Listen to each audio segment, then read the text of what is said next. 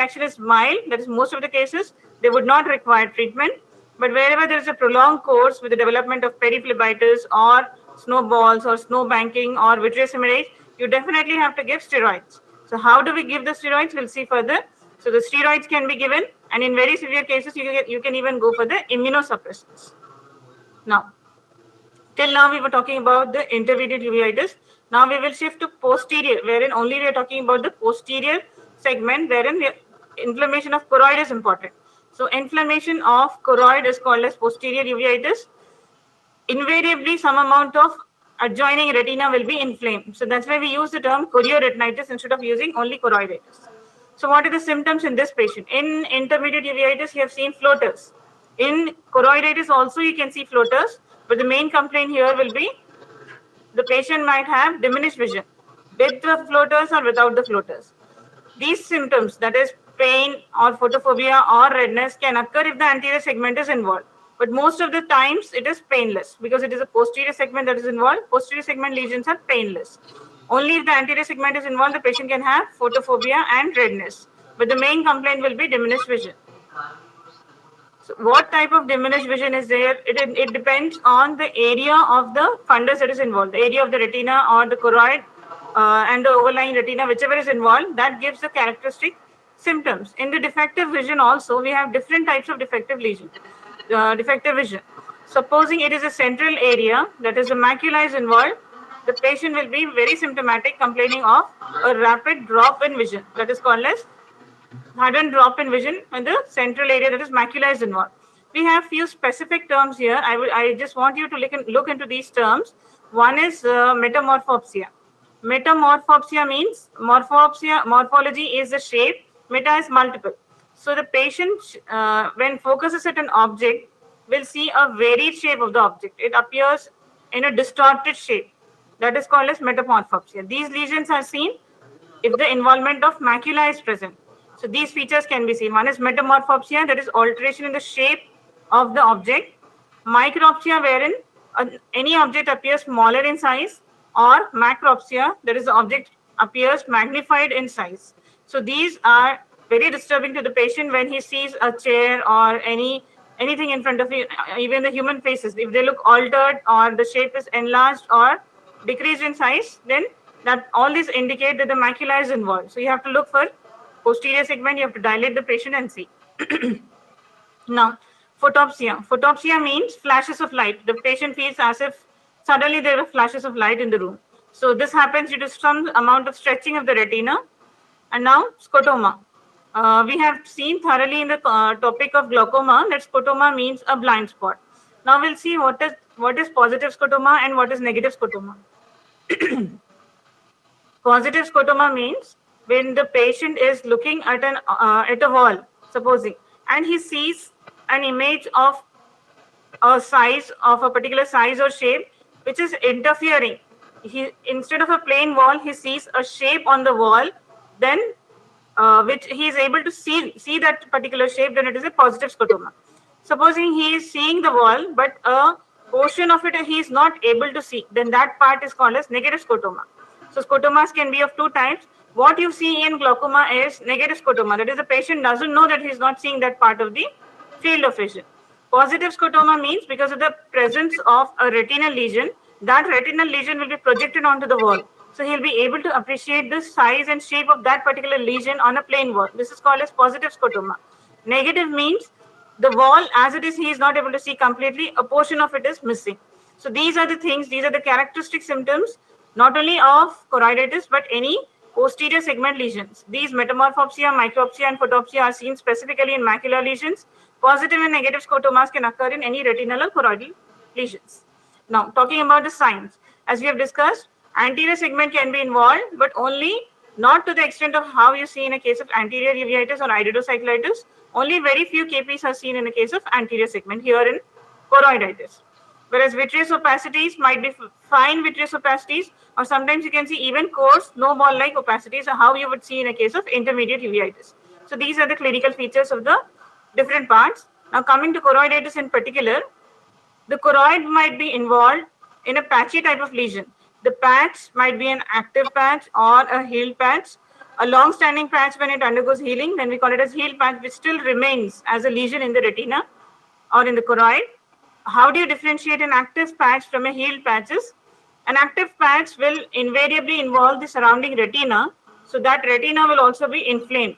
So the borders of the active patch will always be ill-defined borders, irregular borders because of the overlying retina inflammation. Whereas healed patch will have characteristically very sharp, well-defined borders. We'll just see a picture so that you understand better. This is a case of active choroiditis. Here you're seeing the lesion is not in the retina, it's in the choroid. How do we know that it is in the choroid? When you're seeing the blood vessels are situated in the retina and on the retina. These blood vessels are the branches of the central retinal artery and vein overlie the retina. So if you're able to see these blood vessels clearly, that means this lesion is behind the retina. So now you're seeing this lesion as behind the retina, and the borders of the lesions are not very specifically demarcated because of the inflammation of the surrounding retina. Here you can see how irregular the borders are because of the inflammation of the surrounding tissue. The same thing here, it is a case of healed choroiditis. You can see here the border of this particular patch of choroiditis is very well defined. You can have the involvement of choroid in a single patch like this, or multiple patches can be seen. So each patch, whenever it heals, it gives you very clear borders. And what you're seeing is the color of the, if you look at the color of the patch, here it is yellowish, suggesting the involvement is active. Here you can see black pigmentation, and the white part, what you are seeing is because of the excavation of the choroid. When the choroid is inflamed during the healing stages, it gets choroidal atrophy occurs. So the excavation of choroid will let you see the sclera which lies underneath the choroid. So what this white glistening part you're seeing is actually the sclera beneath the choroid. And because retinal pigment epithelium and choroid are very closely related, the RPE also undergoes atrophy along with choroidal atrophy.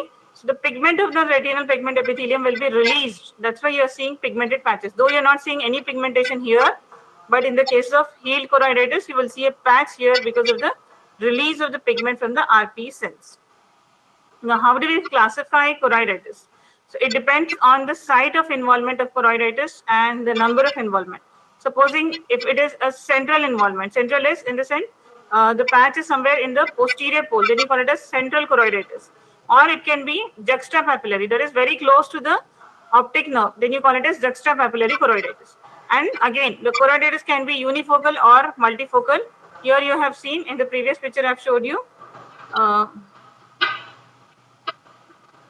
See, here in the previous picture, there are multifocal patches. This is a case of multifocal choroiditis with many patches. Here also different parts of the choroid are involved. This is one patch, this is one patch. So it can happen as a multifocal choroiditis, or disseminated or diffuse means the entire choroid is involved. Most of the choroid is involved. Whereas multifocal means there are few normal areas of choroid in between the patches of the choroid that are affected. So we'll see another picture here. Here, this is an active case of focal choroiditis. So how do you make it? It is choroid. You are seeing the blood vessels overlying the retina very clearly. So the lesion is beneath the retina, choroidal lesion, and there is only one particular patch of active focal choroiditis. Here you are seeing again multifocal choroiditis with multiple patches which are healed, old.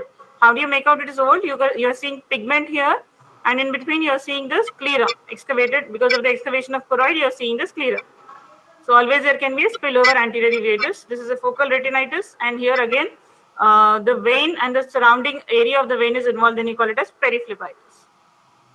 So once we have seen what is choroiditis, let us discuss uveitis as it is as a whole. So when do we investigate in a case of uveitis? First things first that you need to remember is make out whether it is a non-granulomatous uveitis or it is a granulomatous uveitis. Once you make out that it is a granulomatous uveitis, then your work is done. Any case of granulomatous uveitis has to be investigated, and these are the series of investigations you need to do. Whereas if it is a case of single episode and a unilateral anterior uveitis with no specific features, no investigations are required. Any posterior uveitis, like what we are discussing here, that is choroiditis, needs to be investigated. Any posterior uveitis involving both eyes, bilateral or recurrent, that also needs to be investigated. So these are few things that I wanted to show you. What are the specific investigations in each case? We'll see from the anterior uveitis. So in case of acute anterior uveitis, mostly the reason is idiopathic, but you have to look for HLA-B typing. Seronegative arthritis like ankylosing spondylitis and Reiter's are associated with HLA typing, that is HLA-B27.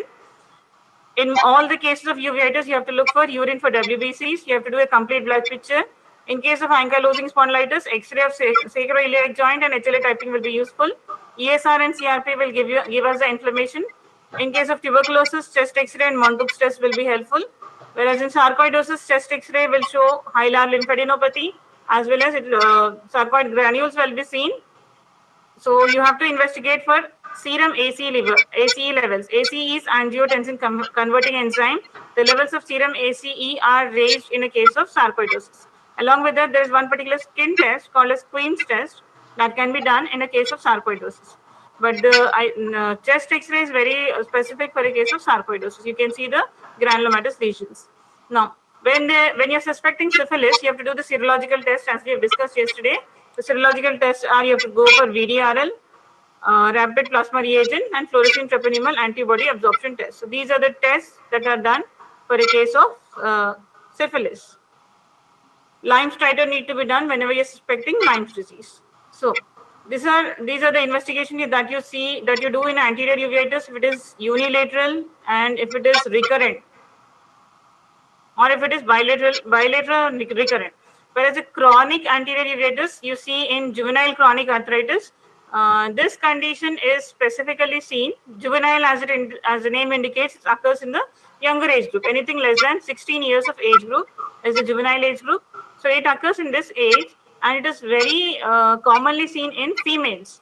So teenager female with multiple arthritis, joint pains, complaining of eye pain, then you have to look for anterior uveitis. You can investigate by doing anti-nuclear antibodies. So they will not be positive for RA factor, but anti-nuclear antibody will help you for the diagnosis. Now, heterochromic uveitis, we'll deal with it now. What is heterochromic uveitis? It's a type of uveitis which is chronic and long-standing. For that you can do a gonioscopy. You can look at the angles. Now, posterior uveitis and intermediate uveitis, we have seen toxoplasma is the common cause of both posterior uveitis and intermediate uveitis. Serology helps here. You need to do the antibodies, IgG and IgM, for detection of toxoplasma. For chronic posterior uveitis, pars planitis, if it is involving only the pars plana region, no investigations are used. But in case of toxocara, you need to do a eosinophil test and skin test. Yesterday, we have discussed about the general treatment of uveitis. Cycloplegics and steroids are the mainstay of treatment. Here also, cycloplegics and steroids are required. Cycloplegics will give rest to the iris and ciliary body. And the most important use of cycloplegic is it breaks any synechia that are formed between the... We have discussed what is synechia. Synechia is the attachment between the iris and the anterior surface of the lens. That is the lens capsule. So any adhesions between the iris and the lens, that is the synechia, need to be broken.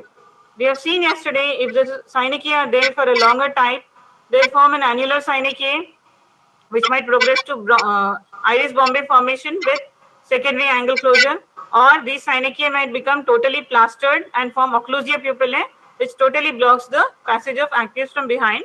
So these are all the problems with the development of synechia. Cycloplegics have to be given in a case of uveitis, especially anterior uveitis. Next is steroids. Here also, you need to remember the modality of steroids, how we give steroids in which particular case. If it is anterior uveitis, they are given in topical preparations. That is, topical steroids in the form of drops are given. They can penetrate into the anterior segment, anterior chamber. But if it is intermediate uveitis, a subconjunctival injection or a subtenon's injection will be more useful. Whereas in a case of posterior uveitis, that is choroiditis, the drops will not penetrate. It will never penetrate into the posterior segment. So the drops can penetrate only till the anterior chamber. It cannot go behind into the posterior segment. So in those cases, either you can give an injection as a subtenon's injection or a periocular steroid in the form of a repository. Also, you can keep the steroid. And most importantly is systemic steroids. These are the mainstay of treatment in choroiditis. You have to start with systemic steroid. That is, you can go for an oral course of steroids. after ruling out whether the patient has any immunocompromised condition like tuberculosis or HIV. So these investigations are mandatory. In all cases of uveitis, you have to check for the presence of any tuberculosis or HIV or any other immunosuppressive condition because of which the steroids can flare up those conditions. So you have to rule out all the contraindications for steroids before starting the systemic steroids. So drops, ointment, periocular repository steroids, and in severe cases, systemic steroids. This is a picture. So I have shown you. This is posterior subtenonous injection is being given. Patient is asked to look down. Here we are almost going up to the equator, and in this particular area, you are injecting the subtenonous layer. That is beneath the conjunctiva, we have the tenonous layer. So beneath the tenonous layer, you are giving the injection. Most importantly is cycloplegics and steroids are the mainstay of treatment, but you have to treat the cause because you have, as we have discussed, posterior segment lesions usually granulomatous and they have cause like toxoplasma, tuberculosis, syphilis, or toxocara.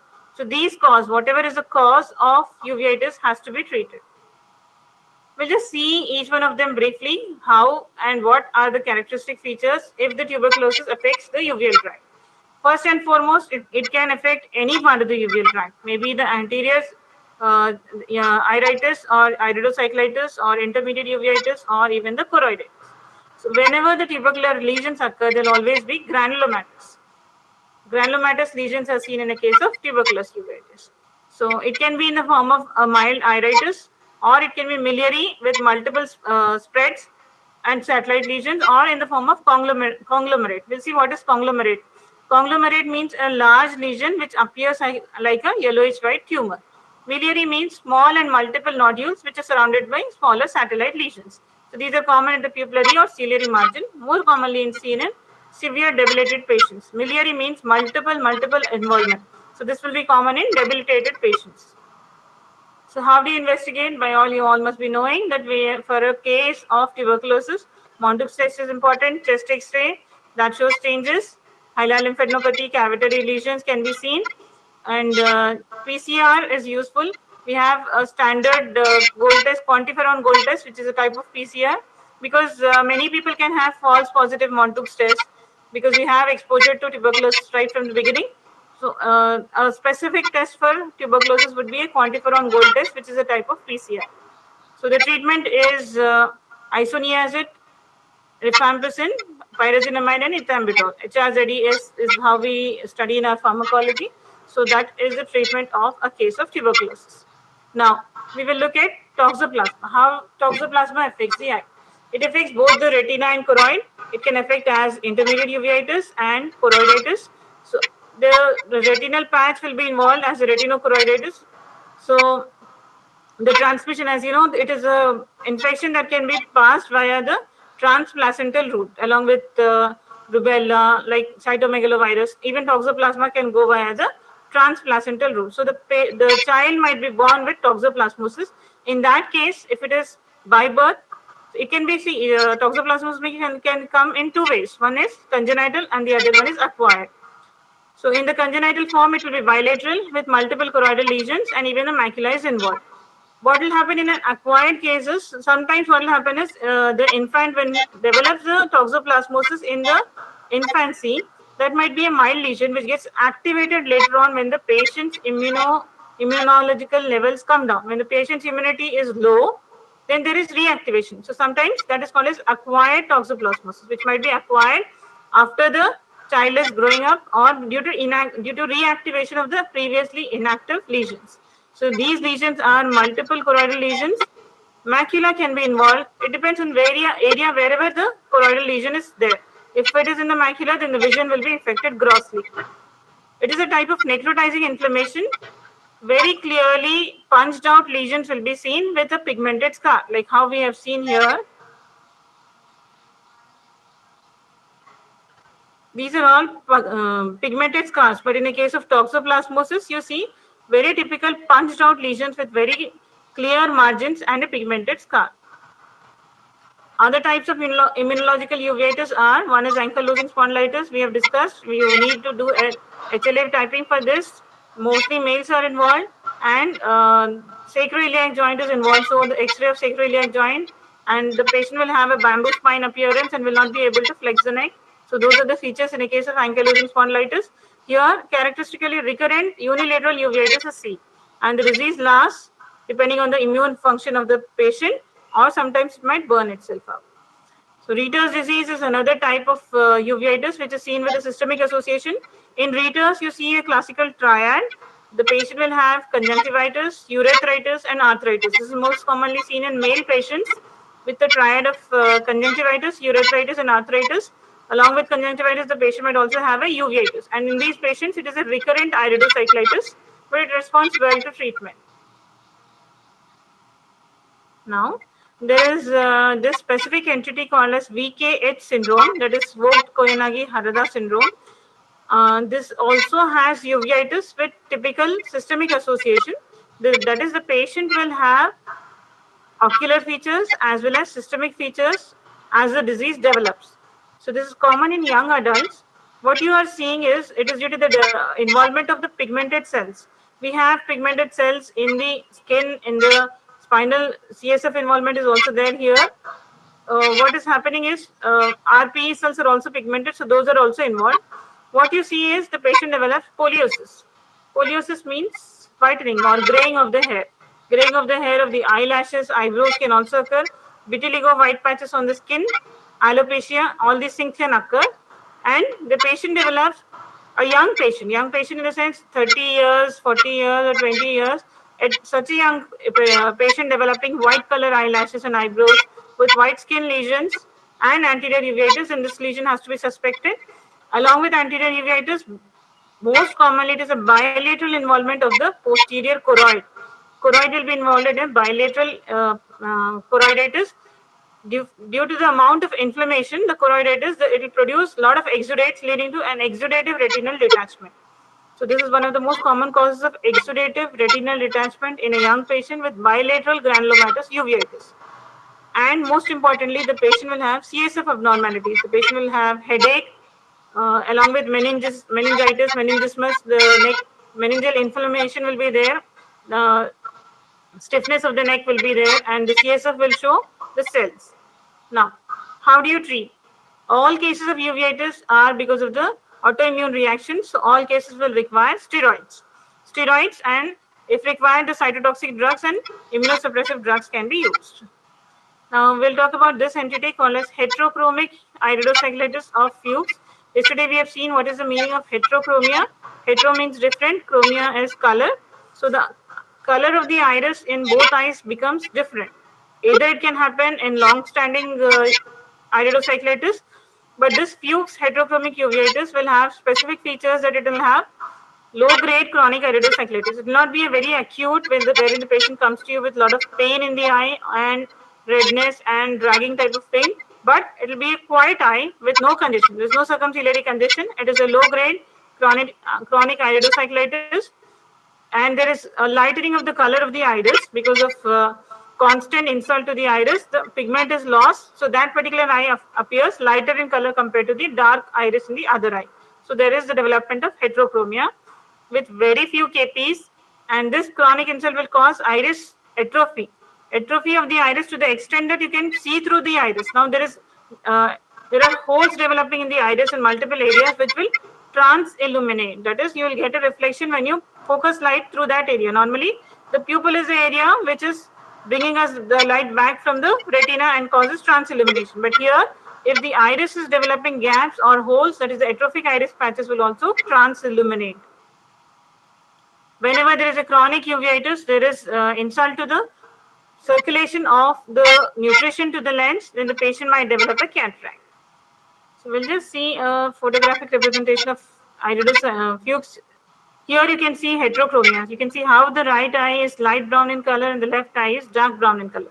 So this is typically because of heterochromia. This eye is affected wherein lot of iris pigment loss is seen. The loss of iris pigment is seen in these areas. So this is heterochromia. And what you're seeing here is constant iris atrophy causing trans-illumination. Trans-illumination is seen here from the pupillary area, and this part of the iris is also showing trans-illumination due to the atrophic patches. So these are the things that you see. Now, one thing we need to know whenever we are evaluating a case of uveitis is sometimes it can be a masquerade syndrome. Masquerade means something that is hiding in the form of uveitis. This is specifically very important when you are looking at a child with uveitis. Sometimes a bigger problem like a malignant lesion, like a cancerous lesion of neoplasms, like leukemia or melanoma, might present as a simple uveitis. If we dismiss it as if we are just dismissing it, thinking that it is uveitis and forgetting to look for the more dreadful causes like neoplastic lesions, then it will be a problem. So in all cases of uveitis, specifically in the young, you have to be very particular in looking at the cause of uveitis. So when you look at the cause of uveitis, then you will come to know probably it is neoplastic, or sometimes very occasionally it can be ischemic. Acute leukemias are more common, and lymphomas and melanomas also present with uveitis. Now, another important topic that I want to discuss today is endophthalmitis. Endophthalmitis, you have heard in the case of lens, whenever there is an infection, post-operative cataract surgery, the patient might develop endophthalmitis. So because it is a uveal tissue reaction, we'll just see endophthalmitis in detail. So it is, what is endophthalmitis? It is an inflammation which affects the inner spaces. Inner spaces means the vitreous chamber with or without the anterior chamber. So this is mainly the spaces of the eye are involved, not the structures. Whereas if the infection spreads outside the walls, that is, it involves the conjunctiva or the Tenon's capsule or other parts, then it is called as panophthalmitis. So endo is within the eye itself, pan is outside the eye. So endophthalmitis and panophthalmitis. So what are the modes of infection? One is exogenous. Exogenous means the organism which is causing the endophthalmitis has come from outside the body. That is, it could be from any trauma or from any infectious source or conjunctivitis from somewhere else which has gone into the eye.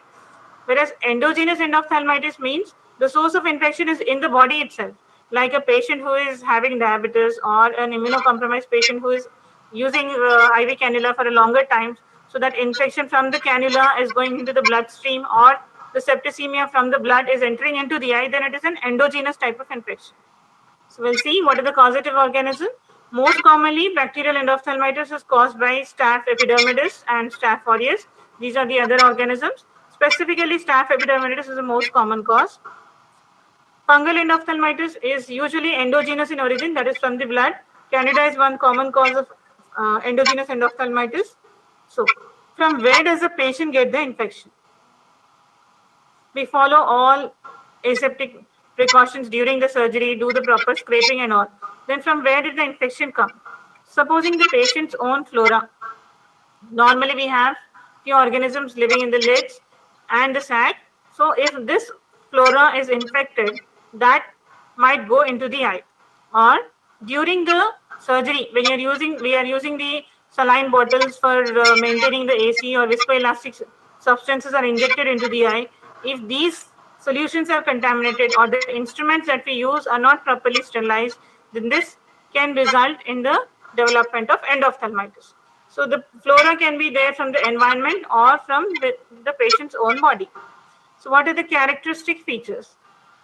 First and foremost, in a post-operative patient, you'll see the patient is complaining of severe pain with lid edema and very decreased vision. You have done the surgery very well, the lens is implanted and very well in place, and the patient complains that he's not able to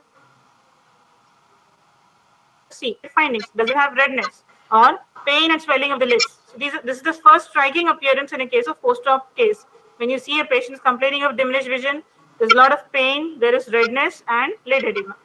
And most importantly, systemic features. The patient will have fever with headache and vomiting. Headache will be there and the patient will be vomiting, and the intraocular pressure might be raised. Clinically, what you see? First thing is the wound from where you have done the surgery. Those edges of the wound will become swollen, sometimes necrotic and edematous. That is the first sign which tells us that the wound apposition should be very good at the end of the surgery, because we are doing self-sealing incisions. We are not putting any sutures. So if your tunnel is not properly formed and the edges of the wound are leaky, then the infection might enter the eye. So that is the first thing you see. Then the lids are swollen. When you look at the conjunctiva, a lot of chemosis will be there, and a lot of congestion, circumciliary congestion will be there. Cornea shows a lot of edema. corneal edema and corneal melting can be seen. And when you look at the AC, it is full of pus. Pus in the AC is called as hypopyon. We have discussed it previously. When the inflammation in the AC is very high, we have discussed that there is a grading for the number of cells, like less than 5, 10 to 15, 15 to 50, and all that. So if there are more number of cells, it settles down as hypopyon. In iridocyclitis, it will be a sterile hypopyon, but in case of endophthalmitis, it is an infective hypopyon. It contains the infective element. So this infection from the AC can go into the vitreous cavity. From there, it spreads again. So the iris appearance is muddy again. So what does the pupil show? Yellow reflex means normally the pupil will show a red reflex. That comes because of the red glow of the retina.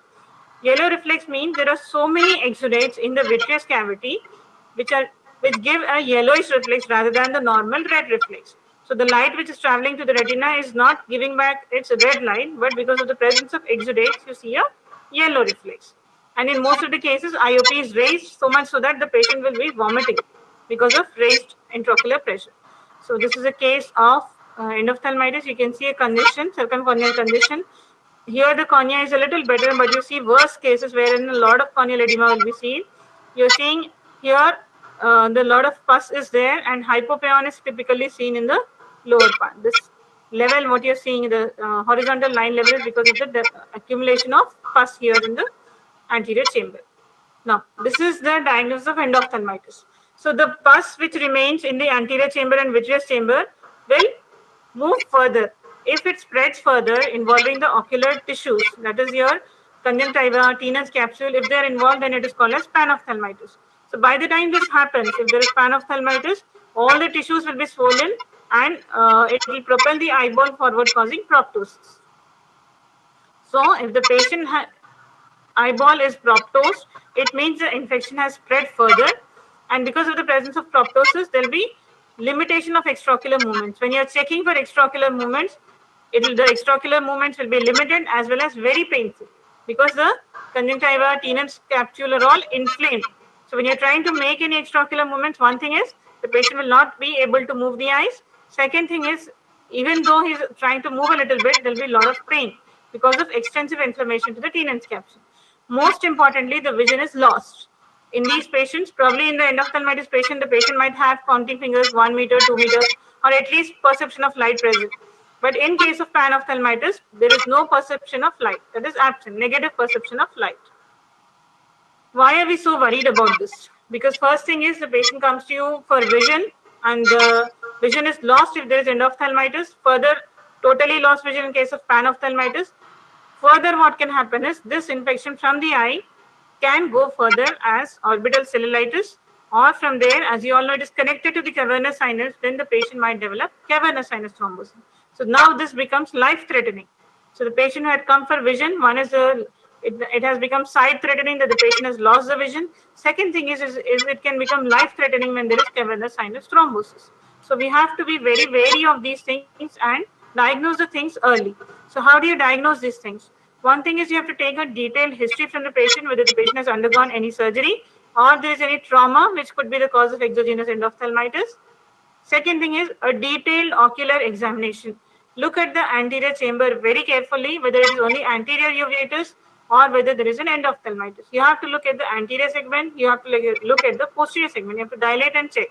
If you're not able to get a view of the posterior segment because of a dense exudates, the dense exudates will give you, we have seen, a pupillary yellow reflex will be seen.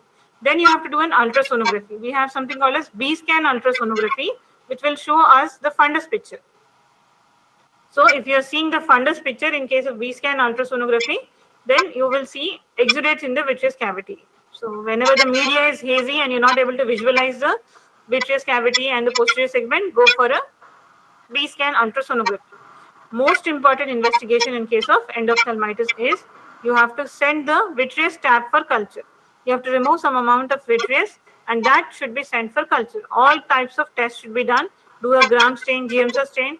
Look for all cultures, bacterial and fungal cultures. Do a dextrose agar and also thioglycolate medium.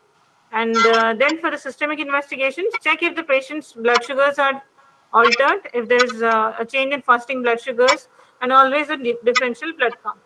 Now, therapy.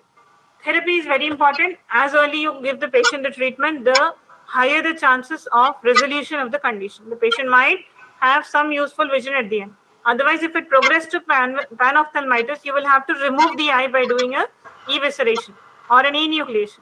But before that, you can try to salvage the vision by giving intravitreal antibiotic. Till now, we have seen that vitreous samples are important because vitreous is the place wherein the microorganisms can proliferate. It contains a gel-like substance. So the maximum load of the microorganisms will be present in the vitreous cavity. So now, if you give the vitreous antibiotics into the vitreous cavity directly, then that will be more useful. So we give intravitreal antibiotics. We use antibiotics which cover, we give always two antibiotics. One which covers the gram-positive organisms, the second one which covers the gram-negative organism. So vancomycin, you can give 1 mg in 0.1 ml, and ceftazidime, you can give 2.25 mg in 0.1 ml. So you can see it is just 0.1 ml that we inject into the vitreous cavity because excessive injection will cause raised intraocular pressure. At the same time, you also have to take a vitreous tab for culture. So this much of vitreous tab is also taken for the various investigations that you need to do. So given injection, which is one is gram positive, the other one is gram negative. At the same time, start topical antibiotics. The patient should be on hourly antibiotics. And here you have to give a fortified solution. That is, make the solution more concentrated. How do you make a more concentrated solution is we have the gentamicin eye drops. In that, mix the IV gentamicin injection, what you give to the patients normally. So that will increase the concentration of the gentamicin to 1.3%. The same way, cefazolin drops percentages increase to 5% by adding the systemic antibiotic of cefazolin. So this is how we make the fortified drops and give it to the patient. Next thing is systemic antibiotics. This patient should be started on systemic antibiotics. The most important thing is steroids. Why steroids are important is it is all inflammation within the eye. So the inflammation along with the infection needs to be controlled. So infection control, we are giving intravitreal antibiotics. At the same time, we can also give intravitreal steroid in the form of dexamethasone. This is given as 0.4 mg in 0.1 ml. So you have to give 2 antibiotics and 1 steroid intravitreally, withdraw the vitreous tab and send it for investigations. Give topical antibiotics, which are preferably fortified antibiotics, that is increase the concentration. Give topical steroid, that is prednisolone 1% every hourly. Give systemic steroids also because the inflammation in the posterior segment can be controlled better with, as we have discussed, with systemic steroids which reach the posterior cavity. So oral steroids, depending on the weight of the patient, 1 mg per kg can be started. And other supportive therapy, you have to give cycloplegics to the patient, decrease the pressure by giving anti-glaucoma drugs. So the ultimate treatment would be vitrectomy. As we have seen, the vitreous is the place wherein the microorganisms proliferate. So in the end, if we are not able to control the infections with your intravitreal injections and the oral and topical therapies, go for vitrectomy. When and how we go for vitrectomy is defined by a study called as endophthalmitis vitrectomy study. EVS study gives us the guidelines what to do and when to do. We'll see that in a short time. So the treatment part would be pars plana vitrectomy, and if the patient's infection has progressed to panophthalmitis, then you have to go for an evisceration. In evisceration also there is a type. What you do in evisceration is you have to clean the cavities. That is, the entire intraocular contents are removed. What is left behind is you just cut the cornea and remove the corneal button, and you scoop out the contents from the anterior chamber and vitreous chamber. So what all sclera is there till the optic nerve, that part of it will remain. That is the surgery of evisceration that needs to be done to decrease the load and mainly protect the patient from the life-threatening conditions like cavernous sinus thrombosis. So in this, there is a variation called as frill excision, wherein even the sclera you can excise, only the small amount of sclera, about 3 mm around the optic nerve, can be left. So this will maximize the chances of decreasing the infection. Now, this is the way you deal with the patient. First, you assess the visual acuity. These are the protocols followed, as I said, in EVS study, that is endophthalmitis vitrectomy study. So this is important. Assess the visual acuity. If the patient is having only perception of light, as I told you, in a case of endophthalmitis, the patient's vision can be only perception of light. But PL negative indicates the patient has gone into panophthalmitis. So when the vision is PL plus, then go for early vitrectomy. Don't wait for stepwise approach. you directly go for early vitrectomy along with injection of intravitreal antibiotics. But if the patient's vision is better, hand movements are even better than hand movements, then you just go for a vitreous tab along with injection. Give 2 antibiotics and a steroid into the vitreous cavity. Wait and watch for 48 hours along with your topical steroids, topical antibiotics, and systemic steroids. If the patient improves, then that is good. If the patient in case does not improve, then you have to go for vitreous tab again and check the culture reports. Final treatment would be, sorry, this part is missing here. The final treatment here would be, if there is no improvement, again you have to go for vitrectomy. Vitrectomy is the final treatment. Endophthalmitis, all everything we have covered today. There's just one small topic of albinism. Here I'll be covering this. As you all know, there are many people who have albinism.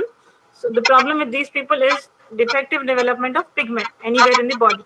So in the body, if they don't, in the skin, if they do not have pigment, they appear as skin is appears pale color, and the hair is also without any color. You can see them as white color. So depending on where the pigment is affected, this is classified as ocular albinism, oculocutaneous albinism, or cutaneous albinism. The main problem with these patients is the deposition of melanin. Tyrosinase enzyme deficiency will be there in these people. So because of that, tyrosine is not converted properly into melanin. So the patient might have only the eye involvement, which is very rare. Ocular albinism is rare, or most common is the oculocutaneous albinism, where both the skin and the eyes are involved. So whenever there is cutaneous, both skin and hair are involved. In the eye, you see them as absence of pigment. Where do we see pigment in the eye? Most common area of pigment in the eye is the iris. So their iris are very lightly colored. They are not even a blue or green iris, but in fact they are dull gray. That they are so thin because of the absence of the pigment that you can see through the iris. That's why they give a reflex. Complete illumination will be seen. As we see transillumination through the pupil, here you see transillumination through the entire iris. That's why it's referred to as pink eyes. And absence of pigment in the retinal pigment epithelium is the cause, and fundus in the macula also. Macula, you know, the pigment is very important. You have xanthophyll pigment in the macula. So if that is not there, then the macula doesn't develop properly. So foveal hypopigmentation will be there. So because of that, the patient will have very low vision. These people do not have a good vision. So when the vision is low, and because of the absence of pigment in the iris, the fundus is not protected, the patient will get photophobia. And because they have low vision right from the beginning, so these patients will end up with nystagmus. You can see their eyeballs moving continuously. So their main treatment is, what we can give is, we can just ask them to wear tinted glasses. Most of these patients will have some amount of myopia and astigmatism. Better to correct the myopia and astigmatism with the glasses. Showing you a picture of oculocutaneous albinism. You can see pink color reflexes there, and the iris is very lightly colored. The fundus will show less amount of pigment, especially the fovea. Fovea will be very hyperpigmented. So we'll stop the topic here.